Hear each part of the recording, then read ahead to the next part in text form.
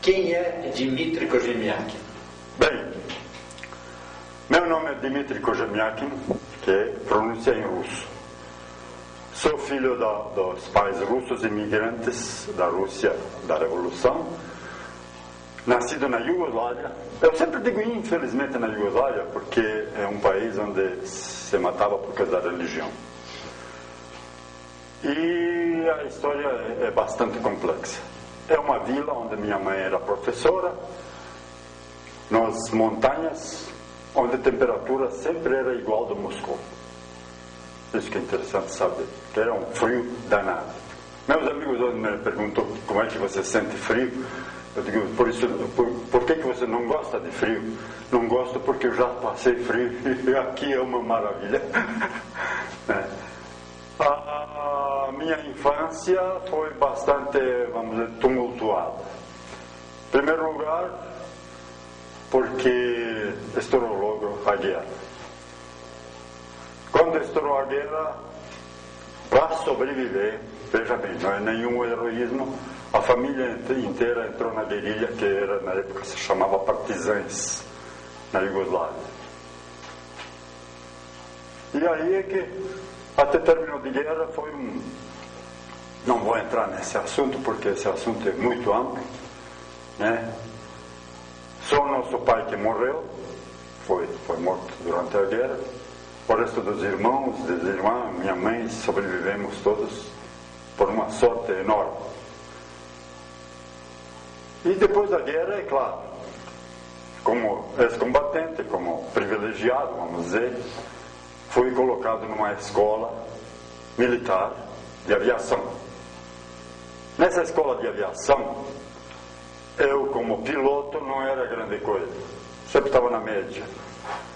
Se treinava com um planador, né, que era esticado com elástico, né, elástico grande, grampeava e aí alguém soltava o planador. O que atingia a distância maior tinha grande vantagem, esse era bem colocado, quer dizer, conseguia maior percurso. E quem ficava na média, como eu, não era tão bom como deveria ser. Mas em química eu estava muito bom. Em química eu estava excelente. E como eu estava bem em química, fui mandado para a Polônia, é claro, escola militar, o que pode interessar? Pólvora e explosivos. A maior indústria de pólvora explosiva estava na Polônia, PWP Pionki, Państwowa Wytwórnia Prochu e Explosivo Pionki. Chegando na Polônia, tivemos 3 meses, enquanto os poloneses tinham férias, de aprender polonês. E realmente em 3 meses aprendemos polonês. E entramos na aula normal. Mas com o rompimento entre o Stalin e o Marshal Tito da Iugoslávia, todos os alunos queriam ser recolhidos. Os iugoslavos mandaram todos os alunos estrangeiros para fora. A Polônia nos abriu. Se nós quisesse ficar, poderíamos ficar para terminar o curso. Mas como meu grupo eu comandava e veio inteirinho de volta para a Iugoslávia. Nós não sabíamos nada do que estava acontecendo na Iugoslávia. Chegando lá, nos prometeram uma semana de férias para visitar parentes. E nos aquartelaram, praticamente nos fecharam. Ninguém podia ir para casa e aí me revoltei. E teve uma discussão grande com o comandante. E, claro, primeiro passo, tirar do partido. Fui expulso do partido e, como gostava muito de fotografia, perguntei se na minha carteirinha eu poderia tirar fotografia.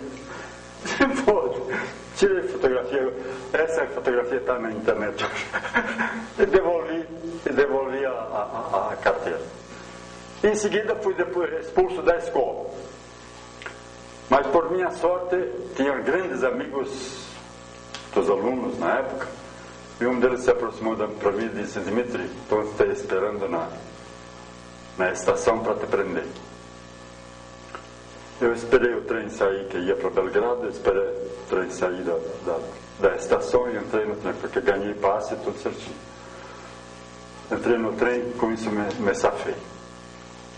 Em Belgrado, meu irmão era vice-ministro.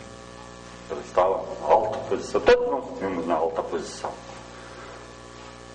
Cheguei em Belgrado, fui no apartamento dele, a porta do apartamento dele estava semi-encostada. Empurrei com o dedo, tudo quebrado dentro. E sujou. Peguei trem e fui para Sarajevo. Cheguei em Sarajevo, estava só minha mãe. E aí ela me colocou a posição em que a Iugoslávia se encontrava. Mas não sabia de nada. Meus dois irmãos e minha irmã, todos estavam presos. 4 dias depois, 5 dias depois, vieram buscar minha mãe. Prenderam minha mãe também. Sobrei sozinho. Na Iugoslávia passei uns tempos sozinho. Sempre tinha bons amigos. E meu irmão, ainda mais ou menos, trabalhava num ministério que importava os filmes da Itália. Que na Itália eram colocadas legendas em Iugoslavo e os filmes vinham prontos e ele cuidava dessa parte. Ele me encontrou e disse: Dmitry, você que estava na Polônia, talvez você entenda alguma coisa do tcheco. Pode ser, né? Saber o que é. A Bosna Filmes está com todo o equipamento lá parado. Equipamento de máquina de revelar filme, copiador, tudo. Porque os tchecos, com esse rompimento, abandonaram tudo e foram embora. Deixaram isso aí. E o pessoal lá já conseguiu alguns transformadores de máquina de revelar. Queimaram. E eu posso dar uma olhada, né? E conhecia bem porque os reostatos, eles funcionam semelhante, tanto uma máquina como a outra. Mas realmente estava um problema sério, porque o fio tcheco de enrolar um transformador tinha um isolamento, o iugoslavo tinha outro. E eles colocavam sempre igual aos tchecos, na água destilada, para esfriar. Ele tem que circular na água destilada. Eu examinei aquilo lá e digo: olha, podem enrolar novamente o transformador, mas nós vamos mudar para esfriamento, para óleo fino. E do óleo fino nós vamos pôr um radiadorzinho com uma bomba que passe pelo radiador para esfriar e voltar para o depósito de óleo. Realmente solucionou o problema. A máquina funcionou maravilhosamente bem, daí já tranquilo. E eu virei o chefe do laboratório. Isso que é importante. Eu não tinha nacionalidade, não me consideravam iugoslavo, porque perdi tudo isso. E chefe do laboratório da Bosna Filmes. Bom, a produção foi bem, estava tocando. Vinha 1º de maio. O diretor de cinema da empresa lá, e eu lá fiz muito boas amizades com diretores, com cinegrafistas, com as câmeras, carregar a câmera. Aí que eu comecei a conhecer realmente fotografia e câmera, como é que funcionava, direção também, porque fizemos, olha, grande, o pessoal foi fantástico, principalmente para mim, que era totalmente leigo no assunto. E existia um ponto curioso, que não tinha filme, e cidade, país inteiro não tinha filme, porque ninguém podia comprar filme, as fotos não tinham filme, o amador não podia comprar filme, mas nós no laboratório tinha.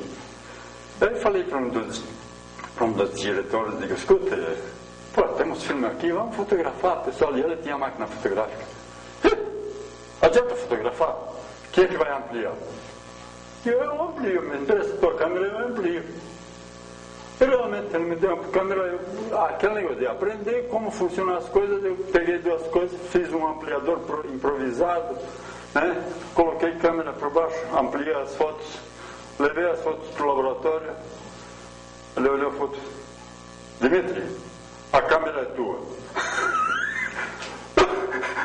Era uma retinete.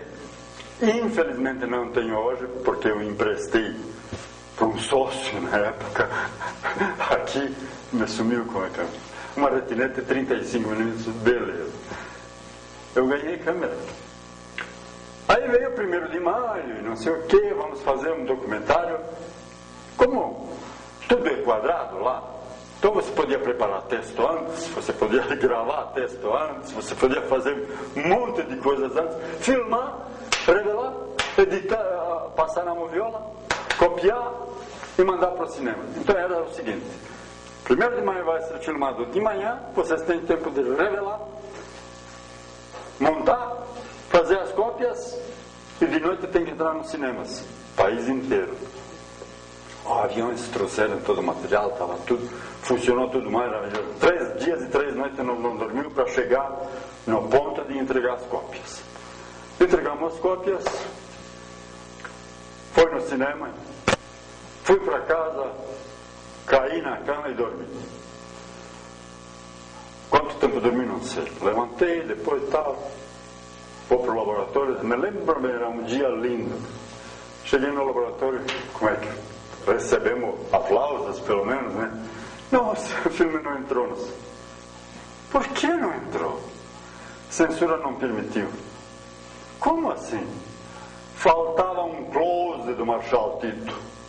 Ninguém tinha coragem de chegar perto dele e filmar, porque naquela época a objetiva zoom era uma coisa muito luxuosa e ninguém tinha. Né? Ninguém tinha coragem de chegar perto dele para filmar. Não entrou para mim, tanto faz, para mim não esquentou muito. Porque foi um mês depois, mais ou menos, o diretor perdeu o cargo, assumiu uma mulher. Uma mulher assumiu, também nunca me visitou, nunca falou nada. O laboratório funcionando tudo bem. E vieram os ministros visitar o laboratório. Só que no nosso laboratório, para entrar, ou você punha em cima do sapato um tipo de uma meia, assim, né? Ou você tinha que tirar o sapato e colocar uma tipo bambuchinha para entrar, para não fazer sujeira no laboratório de jeito nenhum. E os ministros vieram lá, e eu, como chefe do laboratório, eles entraram de sapato, eu chamei a mulher que fazia a limpeza, vai atrás deles e limpe. No dia seguinte eu estava na rua. Exatamente isso. No dia seguinte, Dimitri, tchau. Tchau.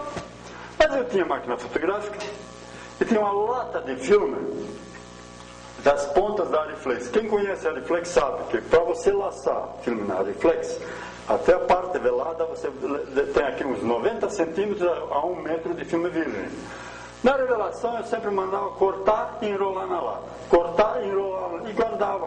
Por que você vai revelar a ponta sem nada? Tinha máquina fotográfica, carregava as bobininhas com filme, pegava trem e ia na primeira vila, por perto de Sarajevo, vilas ortodoxas, principalmente ortodoxas. Os ortodoxos se chamam lá pravoslavni, quer dizer, a única lei certa. Eles se vestem a caráter, sabe? A roupa deles, mulher, crianças, todo mundo se veste e vai para a igreja. Pode ser nazismo, fascismo, comunismo, seja o que for. Eles estão na igreja nos domingos sagrados. Eu pintei uma máquina fotográfica, pelo amor de Deus. Né? Eu, minha mulher, eu papai, já digo, não.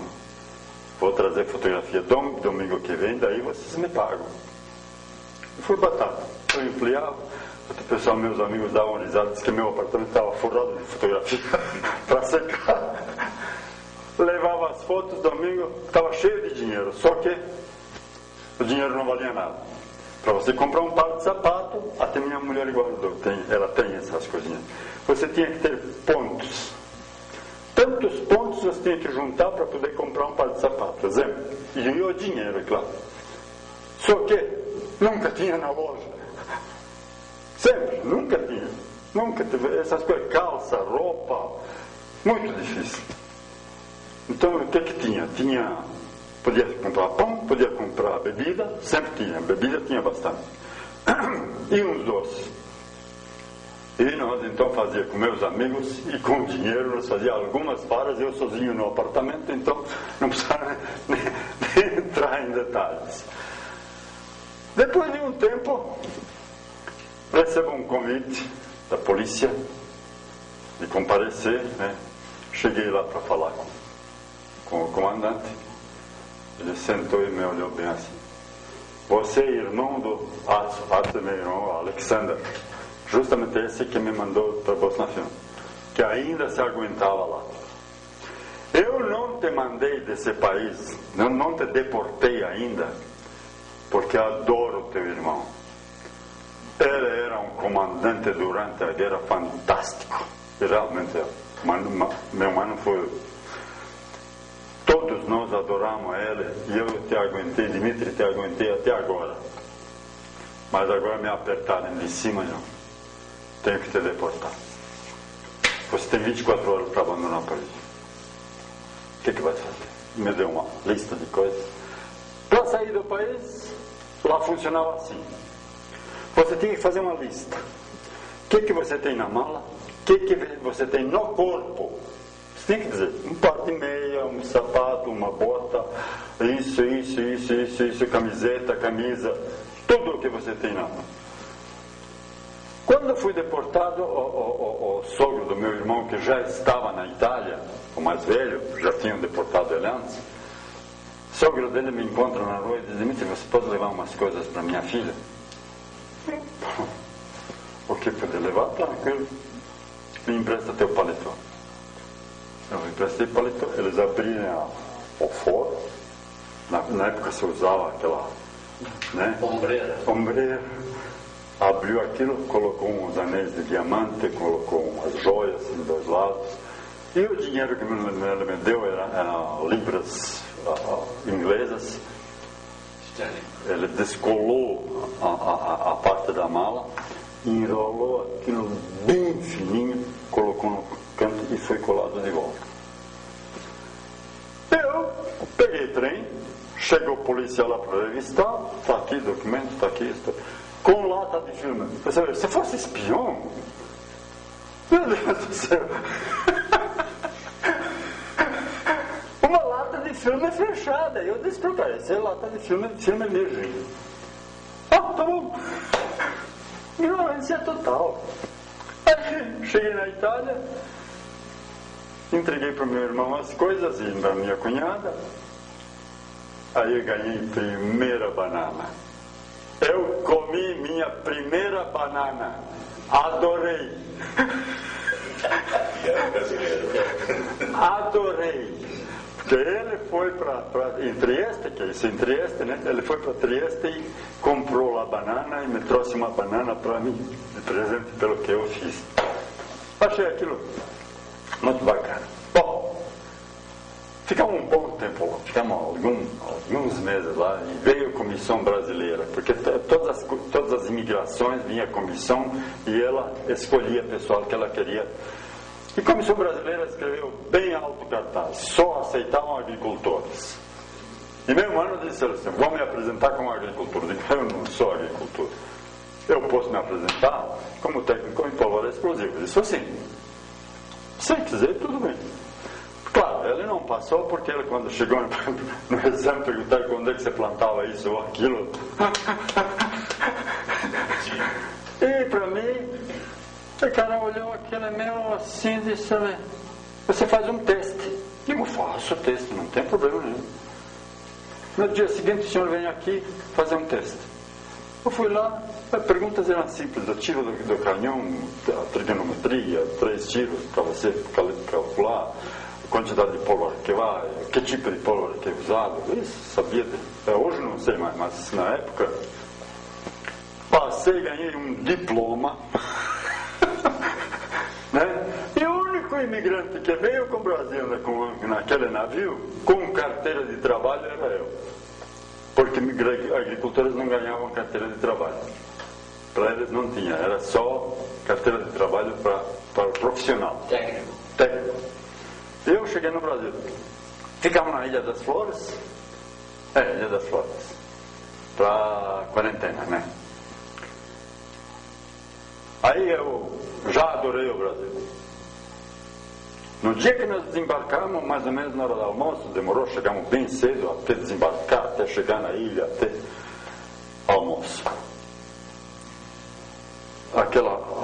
como é que é aquele negócio do exército? A bandeja do exército. Cada um pegava a bandeja, o cara me coloca, tchum, uma colher de feijão, uma baita colher de arroz, tchum, e foi 2 tipos de carne. No final, colocou, sem brincadeira, um copo desse tamanho de leite. Desse país ninguém me tira.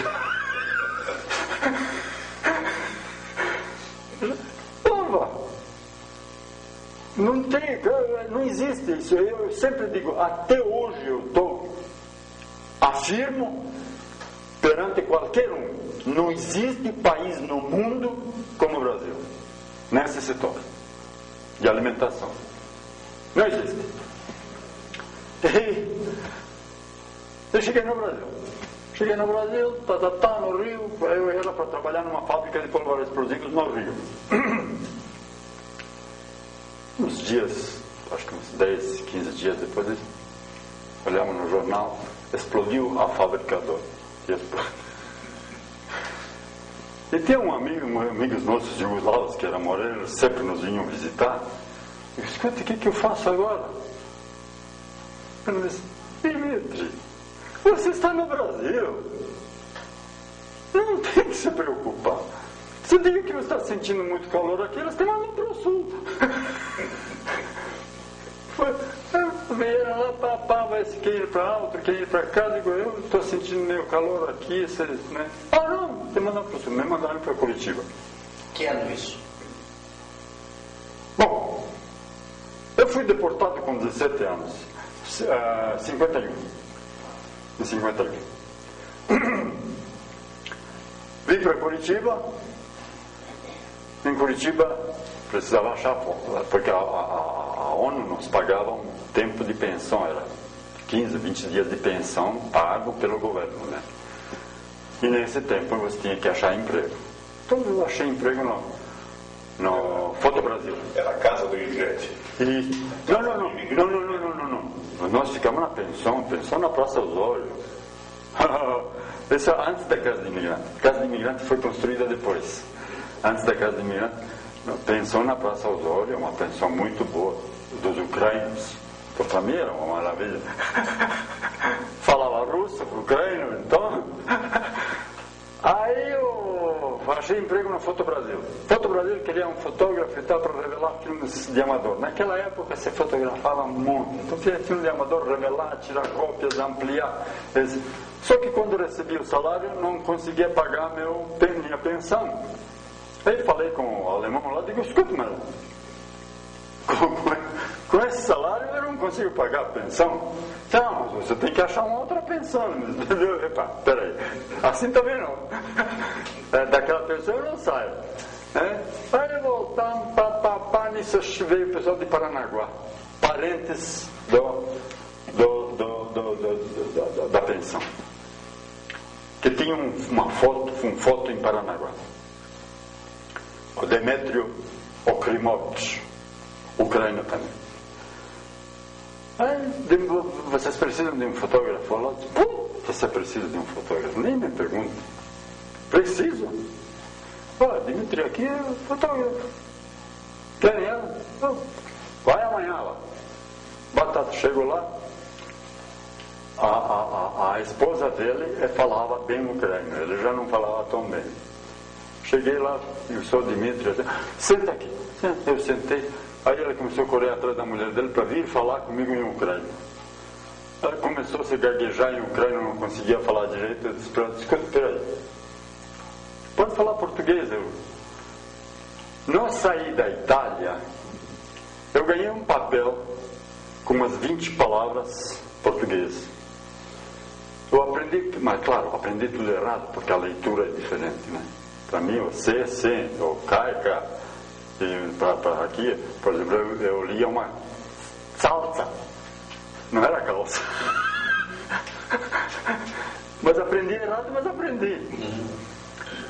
E quando chegamos aqui, arrumei emprego para um monte de colegas que vieram junto, principalmente na construção. Estavam construindo na época o Hospital das Clínicas e precisavam muito da gente. Então chegamos lá, sempre arrumei emprego, mas eu não sou muito de trabalhar na massa. fui para Paranaguá. Aí, quando ela começou a conversar comigo, começou a chamar a mulher veio, eu digo, mas o senhor pode falar português, né? Demétrio, ele fala português. Ele veio falar comigo, papá, preciso isso e aquilo, eu digo, tranquilo. E aí comecei a trabalhar. Surgiu a oportunidade de filmar um baile. Na 16mm, aquele reversível. Você filma? Eu digo, claro, o que tem, né? Peguei, filmei baile lá, ficou muito bom. E sempre assistia no cinema, porque lá eu podia pagar a pensão, comer chocolate à vontade, toda noite ia no cinema. Comer banana? E banana? Não, a banana, a história da banana é outra. Peraí, deixa eu te contar. Chegamos na ilha da Madeira. O navio parou na Ilha da Madeira. Saímos da Ilha da Madeira, eu olho assim, o cara com um monte de banana assim. Meu Deus do céu.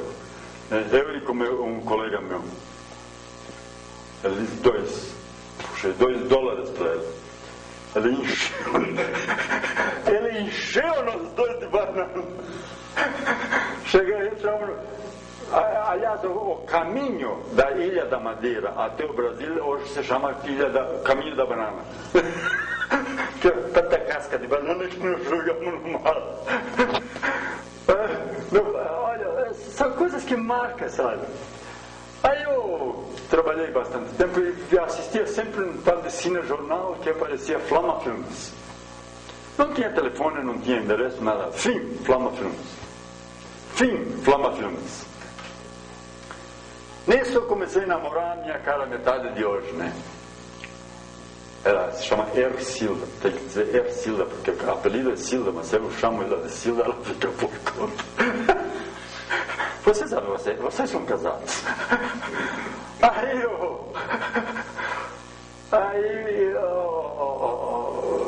perguntei para ela, ela estudava aqui, digo, pergunte a alguém se alguém sabe onde é que fica a Flama Filmes. Ela descobriu, chegou para o negócio e disse, olha, Flama Filmes fica assim, assim. Digo, então um sábado nós vamos lá, porque sábado não trabalhava, pegamos o trem, peguei trem, peguei ela de braço e nós fomos procurar a Flama Filmes. Realmente, o Comendador Araújo tinha até um letreiro, Flama Filmes. Entrei lá dentro, por sorte peguei o José Vieira Cibuti, o dono, sentado na mesa, orgulhoso. O que foi? Não, eu trabalho com isso, assim, não sei se isso interessa para o senhor. Interessa, sim, mas eu quero mostrar para você o nosso laboratório. Tudo bem. Para cá, para lá, isso, aquilo, não sei o quê. Veja isso. Aqui nós copiamos nosso filme. Olha assim, digo, aqui o senhor não copiou seu filme. Como assim? Mas não copiou, a máquina está de cabeça para baixo. Essa é uma máquina antiga, que na Iugoslávia ela estava lá praticamente de museu, né? Mas ela está de cabeça para baixo. Você pode começar hoje. Tem que dar tempo para o Demétrio, pelo amor de Deus, não é bem assim, né? Fiz uma amizade em Paranaguá tremenda. Os homens são os patrões, não eram patrões, eram amigos. Tanto ele como a esposa dele. Aí eu falo com o Demétrio lá, digo, o senhor pode falar com o Demétrio, mas eu vou ter que dar para ele no mínimo 15 dias. Tá bom, então em 15 dias, aí falei com o Demétrio lá, assim. Ele disse, não, tranquilo, pode ser melhor para você, não se discute. E eles conheciam também, vinham assim no jornal. Cheguei em Curitiba, o Cibuti tinha uns 6, 7 funcionários, tudo artista, muito artista até demais.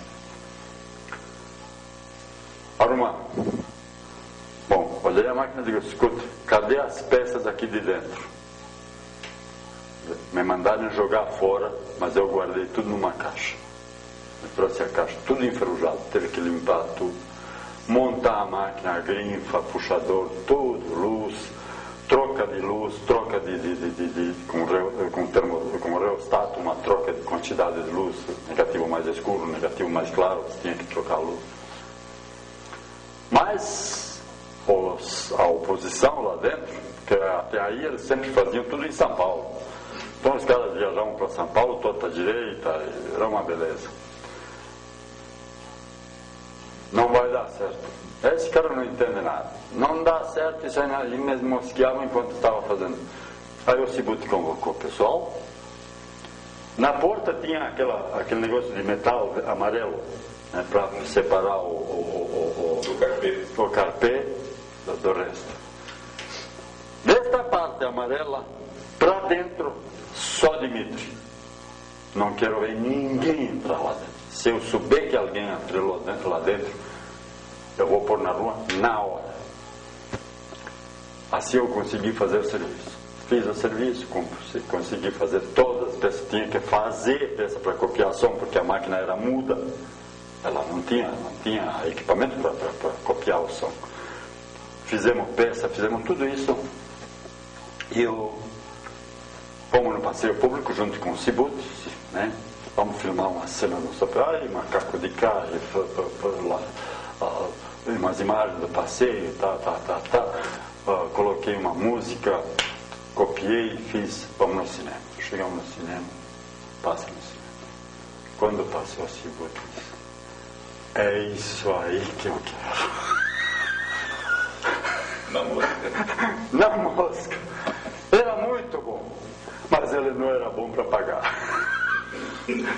Sempre vale, só vale.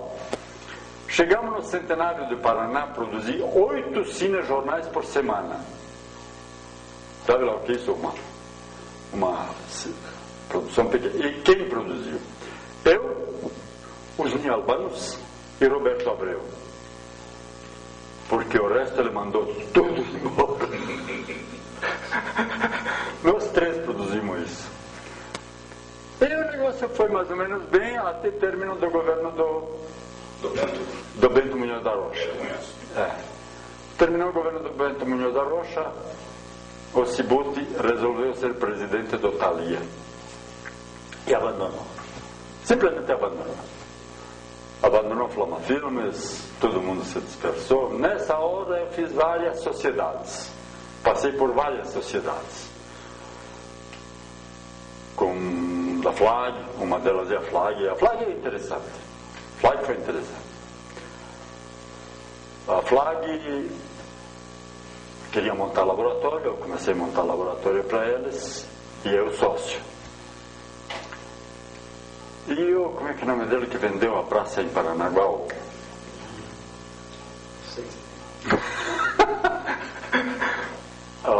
Quero me lembrar o nome dele. Cláudio Gava. Cláudio Gava vai comprar a Flag. Comprou a Flama, que estava jogada no jardim, estava tudo jogado, tudo no tempo. Eu soube depois que aquilo estava tudo na chuva. Porque desocupou a casa que o Cibutti usou para a Thalia. Construiu a piscina lá. E a Flag ia começar a funcionar, mas aí o Cláudio Gava chegou: eu quero comprar a Flag também. E eles se entusiasmaram para se incomodar com isso aí, né?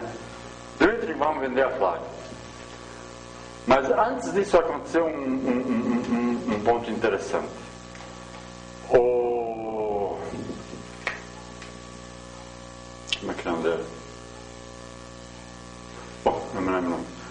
Me convidou para fazer um comercial para televisão.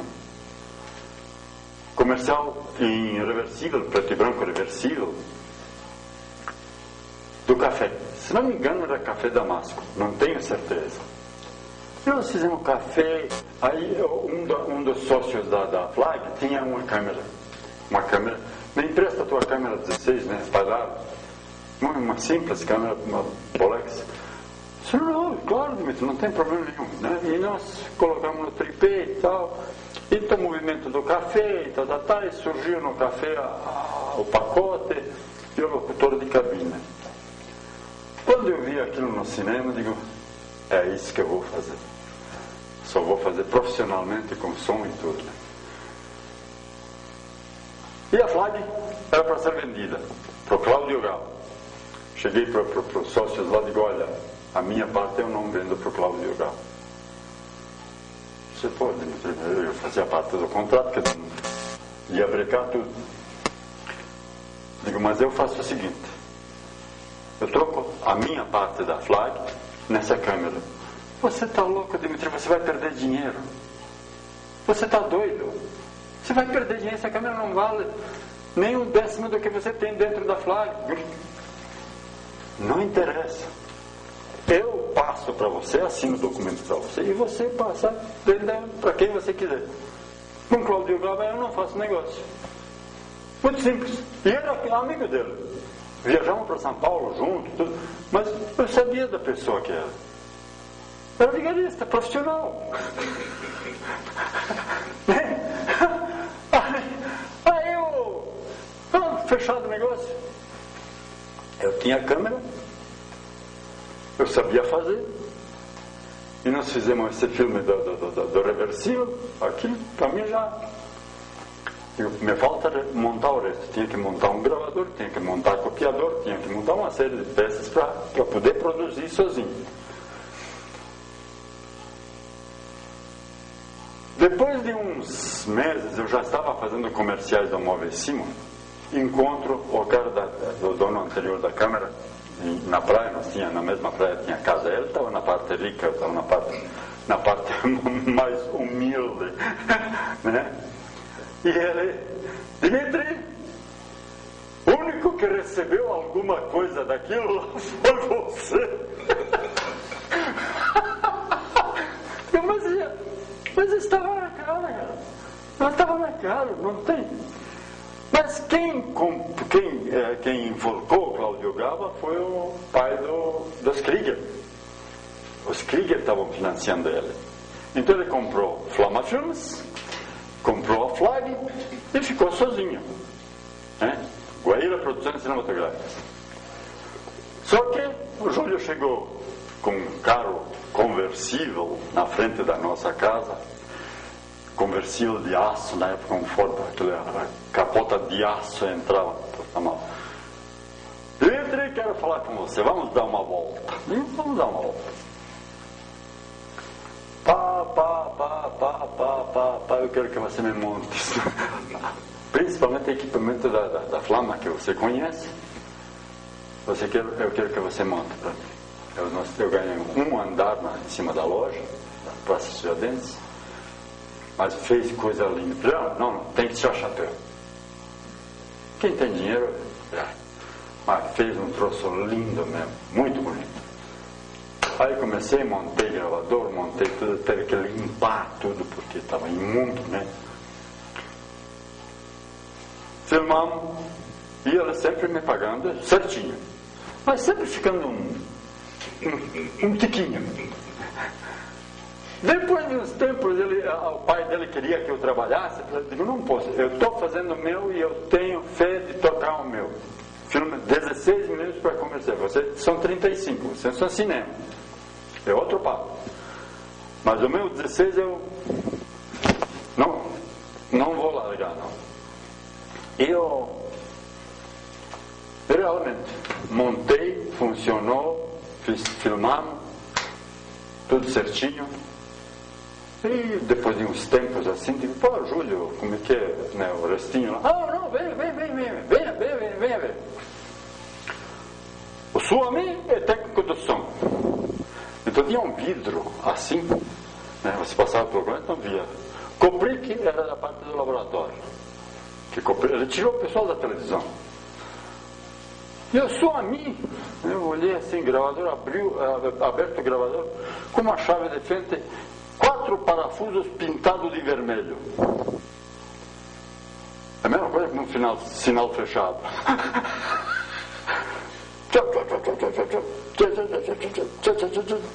Tirou na minha frente, atrás do vidro assim. Olhou pelo vidro. Colocou de volta. Então fui na sala do Júlio, recebi muito bem, muito amigos. Júlio, me sinto muito de dizer, aquele gravador não grava mais. Eu arrumei um inimigo, porque o gravador realmente não gravou mais. E na realidade o segredo todo era na revelação. Tinha que saber revelar, porque o gravador não era a área variada LCD. Densidade. E era de densidade variável. E o segredo era todo na revelação. A revelação tinha que ser feita de uma maneira que ela esteja bastante transparente e com suficiente imagem para sair cópia, para marcar na cópia os risquinhos da gravação. Se você queimava, aquilo ficava né? Se você deixava muito fraco, caía o volume. Então tinha exatamente o ponto de gravação, da revelação, tinha seu ponto certinho. Eu já tinha arrumado esse mesmo gravador, porque o Cibut usava baterias, era 50 ciclos, era 60 ciclos de nosso sistema, nosso sistema é 60 ciclos de luz, e esse era 50 ciclos. Então ele tinha baterias, tinha que carregar baterias, para baterias reduzir para o motor funcionar na velocidade. E era só uma troca de uma engrenagem. Eu troquei para o Júlio essa engrenagem, ela ligava na luz direito, funcionava tudo bem. Depois de um bom tempo, ele não falava comigo. Encontrei ele na agência do português, como é que é o... Múltipla. Eu estava na Múltipla lá, claro, acertar contas com eles lá. Tinha vários clientes deles. E chegou o Júlio. Ele nem me cumprimentava, mas eu dizendo para o português, digo, olha, eu vou para São Paulo para você comprar material, assim. O Júlio, quando é que você vai para São Paulo? Digo, hoje à noite eu vou para São Paulo. Para mim era mais negócio de ônibus do que de avião, porque o avião chegava lá às 10 horas, de ônibus estava às 7 horas lá. Você pode me dar um telefonema de São Paulo? Eu, claro, não tem problema nenhum, Júlio. É um comandante da aviação que eu pedi uma coisa para ele, veja se ele já trouxe. Liguei, o comandante estava em casa. Digo, olha, o Júlio Crier de Curitiba, assim, me pediu para saber se ele... Eu vou te responder, ele disse, só se você entregar meu recado para ele exatamente como eu vou te dizer. Não tem problema. Posso? Quem foi o filho da puta que me pediu esse material? Este material existe de fio de cabelo a 10 polegadas. E eles não me deram medida. Eu perdi 3 dias para achar lugar em Nova York onde vendem isso. Né? Me dar esse recado exatamente assim. Tudo bem. Cheguei em Curitiba, telefone, liguei da agência, porque naquela época eu não tinha telefone. Júlio, vou te passar o recado exatamente como o comandante me pediu. Não venha para o meu lado. Quem foi? Papapá, tudo exatamente. Aí complementei, Júlio, é para aquele gravador que o Suami soprou. Daí em diante, o Júlio não metia tanto pau em mim. Só um pouco. Mas esse foi praticamente o início dos meus comerciais. Na realidade, você já estava montando a Tati Produções. Sim, a Tati Produções estava sendo praticamente... o grande mote teu aí, né? Exatamente. Pela primeira vez começou a me dar certo uma coisa que era minha. Porque várias... Com o Morro nós fizemos documentários e ganhamos 2 prêmios com o professor Morro. Era sócio o professor Morro, eu, os Nialbanos e tinha, parece, mais um sócio. Ganhamos 2 prêmios no Festival de Cinema. Festival de Cinema de Curitiba, ganhamos uns prêmios, e Festival de Cinema em Maringá. Em Maringá foi fantástico porque nós ganhamos do Lima Barreto. O Lima Barreto colocou o livro dele, muito bom. Eu particularmente gostei do documentário dele, mas o público não gostou. e é financiado pela Clabin. Cara, rolou um dinheiro grosso lá para ele. E o público se levantou e saiu. E o nosso estourou. Ganhou um prêmio em primeiro lugar. Mas com esse entusiasmo, o Moro, o que ele fez? Ele queria rodar longa-metragem. Agora vamos fazer longa-metragem. Dentro agora vamos fazer longa-metragem. O problema para o longa-metragem precisa de dinheiro. Não é assim. Você tem filmagem, tem gravação. Filmagem se resolvia. O artista se resolvia, porque tudo era pessoal que gostava e fazia de graça. Mas você tinha que dublar, você tinha que sonorizar, tinha despesas complementares e grandes. Que dependia também do São Paulo. Dublagem dependia de São Paulo, não tinha como fazer em Curitiba. E nós se desentendemos nisso aí, porque eu vi o seguinte: durante a filmagem saiu uma reportagem na Panorama, a antiga Panorama, com a foto nossa, filmando. Tivemos uma cobertura da imprensa maravilhosa, todo mundo nos deu uma mão, mas eu vi que o Moro estava tirando dinheiro da casa, do salário dele, para botar no filme dele. Aí, vou pular fora. E aí é que eu comecei o meu laboratório. E realmente foi o grande desenvolvimento da área de propaganda gravada, filmada, o que você iniciou praticando. Exatamente. Mas você chegou a fazer slides também, né? Sim, fiz muitos slides. Antes de entrar no filme, fiz muitos slides. Fiz muitos slides. Mas o slide era fácil. Slide eu não conto porque slide... Não, mas aqui é tal história. Fácil, depois que alguém fez. E quem conhece? Porque o cine... eu tenho outra coisa que é interessante em comercial. Eu operei hernia de disco. E o problema é que começou a televisão colorida. Preto e branco era uma coisa, colorido é outra coisa. E quando eu operei a hérnia de disco, eu antes tinha ido na Kodak e a Kodak me deu um monte de livros sobre revelação de colorido. Material, a Kodak foi fantástica comigo. Olha, tanto Gevaert como Kodak. O que eu ia lá pedir, eu tinha. Sabe? E nesses livros eu fui folheando, estudando, mas quando eu operei a hérnia de disco, não podia me mexer da cama, eu pedi para minha mulher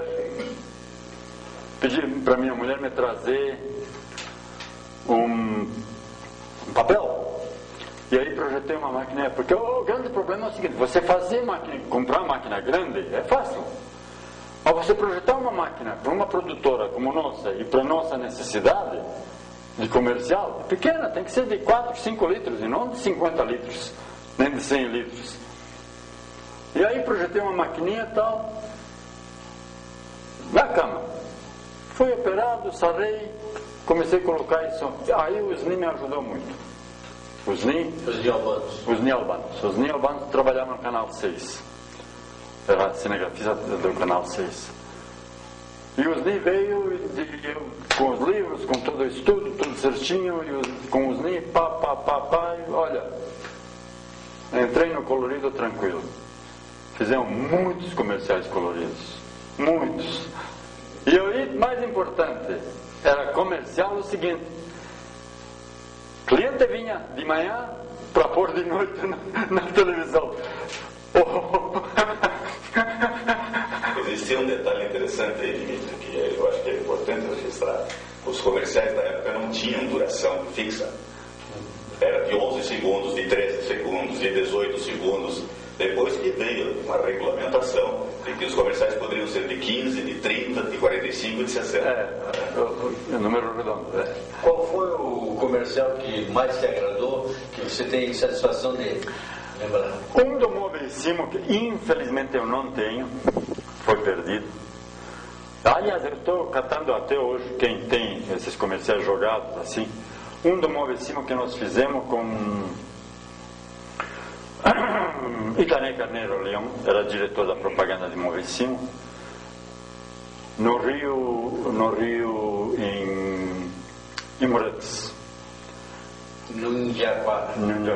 Eles montarem sala, eles montarem dormitórios no Rio, e os letreiros corriam dentro da água e as folhas secas em cima, sabe? Foi lindo, lindo mesmo. O Braulio nos elogiou muito. Aliás, eu fiz uma entrevista numa ocasião na rádio, na época, isso faz anos, né? E falei que realmente comecei meu trabalho como Movesimo. As peças para mim montar minhas máquinas, eu fazia num tcheco, se chamava Strojda, Venceslau Strojda. E o filho dele trabalha. Isso, hoje da Vesta. Mas o filho, o Venceslau, trabalhava no Movesimo como desenhista. E o Venceslau veio, quando eu fui ver umas peças lá com o pai dele, ele disse: Dimitri, você que está lidando com cinema, o pessoal da Flama Filmes, pessoal do Movesimo, está com ideia de fazer uns comerciais. Dá um pulinho lá para conversar. Tudo bem, fui lá, justamente ele já estava montando minhas coisas. Fui lá falar com o Itanê, me recebeu. Vou chamar o Braulio, que o Braulio é que comanda essa parte. Diretor do Movesimo. O Braulio veio lá falar comigo. Como é que funciona o negócio? Eu, assim, dá para fazer 16mm e tal. Disse ele,